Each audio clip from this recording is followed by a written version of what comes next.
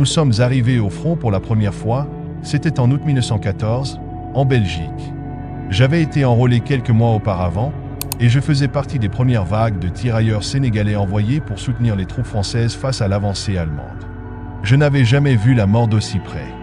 Le premier cadavre que j'ai vu, c'était une femme avec un enfant dans ses bras. Leur regard vide me hantait, même quand je fermais les yeux.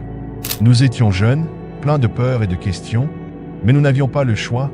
La guerre était là, et nous devions y faire face. C'est là, en Belgique, que j'ai été blessé pour la première fois.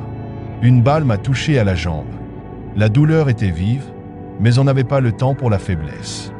Les infirmiers sur le champ de bataille m'ont fait un bandage sommaire, et j'ai continué à me battre. Pour eux, nous étions des outils, pas des hommes. En 1915, après une période de convalescence, j'ai été réintégré et envoyé aux Dardanelles. Cette campagne était différente, mais tout aussi meurtrière. Un vendredi, jour sacré pour nous musulmans, on nous a ordonné d'attaquer une position ennemie perchée sur une montagne. Beaucoup de mes camarades ont refusé dans leur cœur, mais les ordres étaient clairs, avancer ou mourir.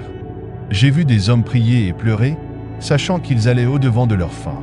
La montagne était jonchée de corps au crépuscule, et le silence après la bataille était plus terrifiant que les explosions. En 1916, nous avons été déployés sur le front de la Somme, au sein du 7e régiment de tirailleurs sénégalais. Quand nous sommes arrivés près des tranchées, le sol était noir de boue, et l'air était saturé d'une odeur que je n'avais jamais connue.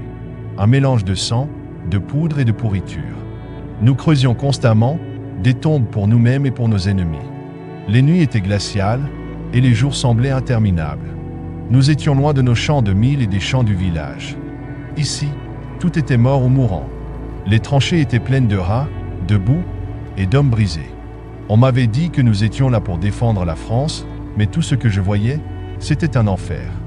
Je me souviens particulièrement de mon camarade Madamba Ramata Gueye, originaire d'un village voisin du mien. Il a été tué d'une balle au visage alors qu'il construisait une meurtrière. Avant de partir pour le front, sa femme avait préparé un couscous à l'arachide pour lui, et elle s'était effondrée en pleurs lorsqu'il avait quitté la maison. Comme si elle savait qu'elle ne le reverrait jamais. Un jour, alors que je tirais sur l'ennemi, une balle a glissé sur mon casque et m'a ouvert le front. Le sang coulait dans mes yeux, mais je ne pouvais pas m'arrêter. Si je m'arrêtais, mes camarades mouraient. Chaque jour, la guerre me prenait quelque chose, un ami, une partie de mon âme, mais je devais continuer. À l'hôpital,